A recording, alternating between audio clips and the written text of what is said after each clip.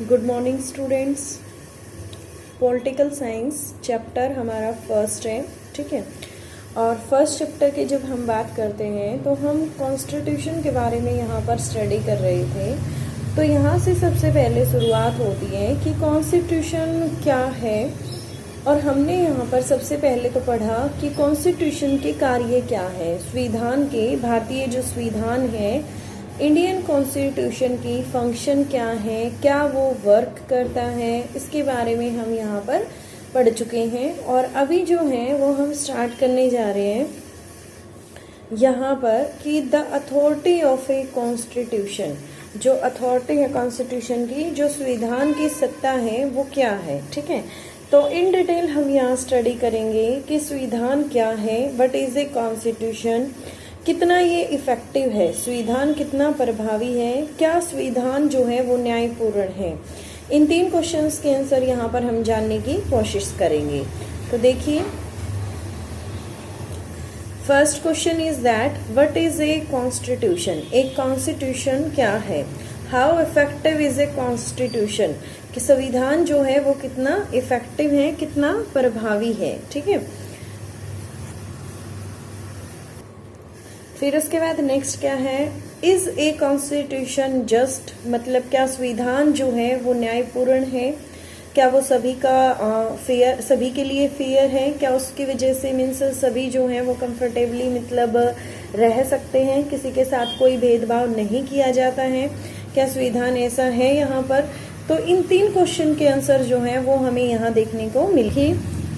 In most country constitution is A compact document, ज़्यादातर मतलब जो देश हैं that comprises A number of article about the state. ये कहता है ज़्यादातर जो देश हैं उनमें संविधान जो है वो क्या है, एक रिटन डॉक्यूमेंट है, एक कम्पैक्ट डॉक्यूमेंट है, जिसके अंदर बहुत सारे क्या हैं, आर्टिकल्स हैं, जिनको आप अनुच्छेद भी बोलते हैं, ठीक है। आर्टिकल्स बेटे देखो, आपने 9th क्लास में पढ़े होंगे। इंडिया के कॉन्स्टिट्यूशन की बात करें तो 9th क्लास में आपने पढ़ा होगा अबाउट योर फंडामेंटल राइट्स, अपने फंडामेंटल राइट्स के बारे में। जब आपने 9th क्लास में स्टडी किया फंडामेंटल राइट के बारे में, फंडामेंटल राइट वहां पर कौन से आर्टिकल में दिए गए थे। आर्टिकल जो भाग था वो 3रे भाग में थे, जैसे 14 to 18 आपने पढ़ा होगा, ठीक है। 14 to 32 तक यदि हम आर्टिकल्स में जाते हैं तो वहां पर हम अपने मूलभूत अधिकारों के बारे में पढ़ते हैं, ठीक है। तो आप देखिए वहां आपने अपने फंडामेंटल राइट, तो मैं यहाँ पर आपको बताना चाह रही थी कि आर्टिकल्स क्या होते हैं। मतलब इन आर्टिकल्स में ही रिटर्न होता है जो हमारे फंडामेंटल हैं, प्रेसिडेंट के बारे में, प्राइम मिनिस्टर के बारे में, पार्लियामेंट के बारे में, ठीक है। बहुत सारी चीजों के बारे में हमें यहीं से पता चलता है।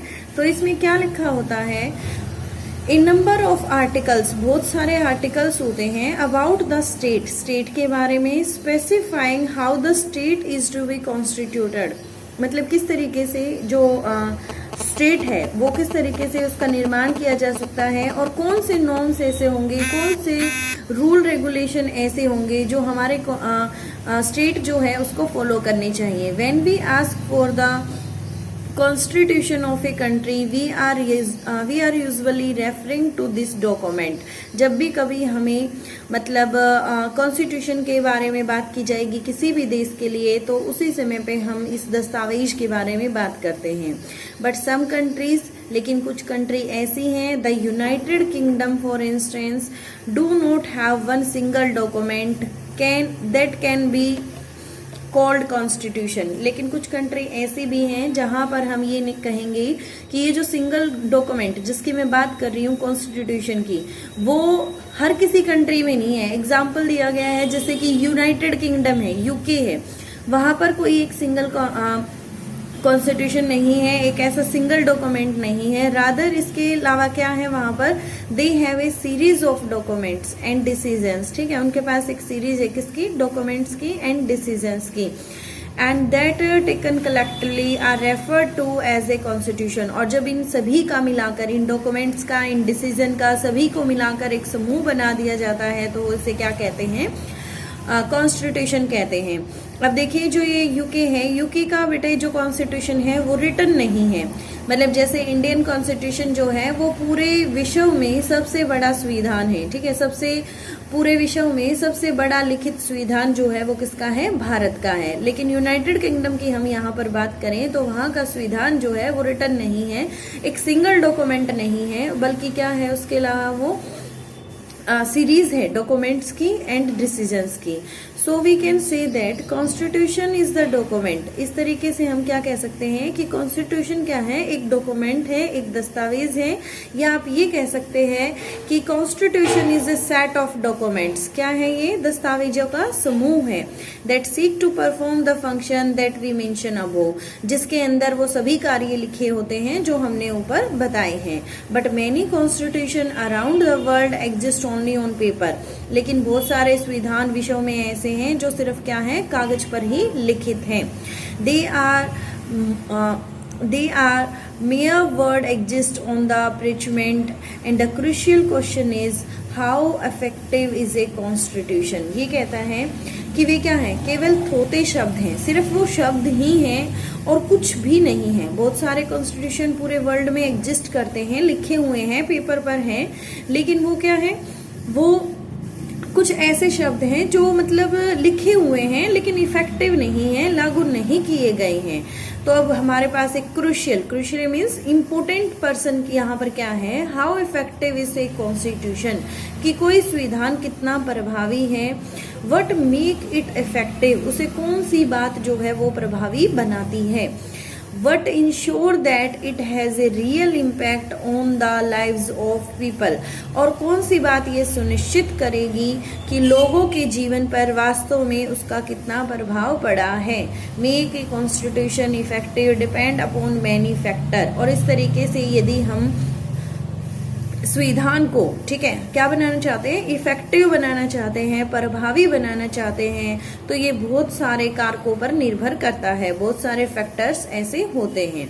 तो देखिए मोड ऑफ प्रोमुलगेशन, तो संविधान को किस तरीके से हम मतलब लागू कर सकते हैं, प्रचलन में ला सकते हैं, उसका तरीका क्या है वो अब यहाँ पर हम पढ़ेंगे। अभी तक मैंने आपको एक इंफॉर्मेशन दी कि जो संविधान है, जो कॉन्स्टिट्यूशन है वो क्या है, this is a written document, वो एक लिखित डॉक्यूमेंट है, एक लिखित संविधान दस्तावेज है, ठीक है। और भारत का संविधान जो है, Indian constitution is the largest written constitution of the world, ठीक है। यहाँ से ये क्वेश्चन हो गया आपका, आपको पता होना चाहिए कि हमारा संविधान पूरे विश्व में सबसे बड़ा संविधान है, ठीक है। देखिए this refer to how a constitution comes into being. इसका मतलब है कि कोई संविधान जो है वो कैसे अस्तित्व में आया, कैसे वो एग्जिस्ट करता है, ठीक है। हु क्राफ्टेड द कॉन्स्टिट्यूशन, संविधान को किसने क्राफ्ट किया, किसने बनाया, and how much authority did they have, और उनके पास जो बनाने वाले थे उनके पास कितनी शक्ति थी। And in many countries, constitution remain defunct because they are crafted by military leader or leaders who are not popular and don't have ability to carry the people with them। ये कहता है अनेक देश ऐसे हैं जहां पर कॉन्स्टिट्यूशन क्या हो जाता है, फेल हो जाता है, ठीक है, डिफंक्ट मतलब वो अच्छे से काम नहीं कर पाता है। उसका रीजन क्या होता है कि वो या तो मिलिट्री लीडर के द्वारा बनाया गया होता है, या ऐसे लीडर्स ने बनाया है जो वहां पर प्रसिद्ध नहीं है, या ऐसे लीडर्स जिनके पास मीन्स इतनी एबिलिटी, इतनी योग्यता नहीं है कि वो लोगों को अपने साथ लेके चल सकें। The most successful constitution like the India, South Africa and the United State are the constitution which were created in the aftermath of a popular national movements. ये कहता है कि कुछ कंट्रीज हैं जिनका मतलब जो कॉन्स्टिट्यूशन है, जो संविधान है वो काफी सफल रहा है। आप भी देख सकते हैं भारत का 1950 में हमारा संविधान 26 जनवरी 1950 में हमारा लागू हो गया था, और तब से लेकर अभी तक हम अपने कॉन्स्टिट्यूशन को, जिस 26 जनवरी 1950 celebrated as a republic day, you know very well, गणतंत्र दिवस के रूप में वो मनाया जाता है। उसी दिन हमने जो अपने संविधान को अपनाया था और तब से लेकर अभी तक हम अपने संविधान को फॉलो करने लग रहे हैं। That means our constitution is successful. And what is the reason behind that, कि मतलब जो इंडिया है, साउथ अफ्रीका, यूनाइटेड स्टेट्स, इनका कॉन्स्टिट्यूशन जो है वो इतना सफल क्यों रहा? क्योंकि ये जो है तब बनाया गया था जब हमारे देश में एक पॉपुलर नेशनल मूवमेंट हो गया था। उसके बाद जब इसका जो परिणाम आया, उसके बाद हमारे कॉन्स्टिट्यूशन को फ्रेम किया गया था। Although India constitution was formally created by the constituent assembly, और ऐसा भी हम जानते हैं कि हमारा जो मतलब कॉन्स्टिट्यूशन का निर्माण किया गया था वो दिसंबर 1946 से स्टार्ट हुआ था और 26 नवंबर 1949 को बनके तैयार हो गया था। और इसमें से कुछ आर्टिकल्स को हमने 26 नवंबर 1949 को ही अडॉप्ट कर लिया था, और इसीलिए 26 नवंबर 1949 को as a law day celebrate किया जाता है। ठीक है, it draw upon a long history of nationalist movement, और इसके अंदर हमने मतलब एक लंबा जो इतिहास है वो किसका, जो राष्ट्रीयवादी जो आंदोलन हुए थे वो थे। That had remarkable ability to take along different section of Indian society together. इस तरीके से हमने अपने संविधान को कैसे बनाया कि जो हमारी सोसाइटी डिफरेंट सेक्शंस के अंदर हैं, उन डिफरेंट सेक्शन को हम इकट्ठा लेकर चलें।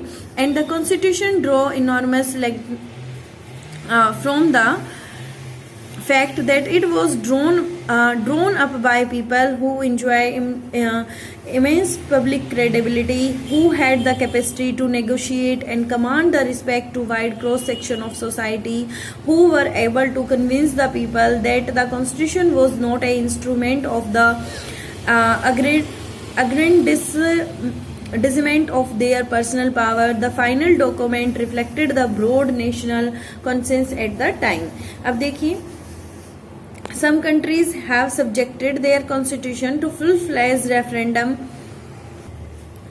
देखिए, कुछ कंट्रीज ऐसी हैं जिन्होंने अपना जब संविधान बनाया तो वेयर ऑल पीपल वोट और डिजायरेबिलिटी ऑफ द कॉन्स्टिट्यूशन, मतलब उन्होंने क्या किया, जनमत संग्रह किया, लोगों को इकट्ठा किया और फिर उनसे बात की गई और उन्होंने अपनी जो थॉट्स हैं वो रिप्रेजेंट की, मतलब किसी ने पक्ष में किसी ने विपक्ष में।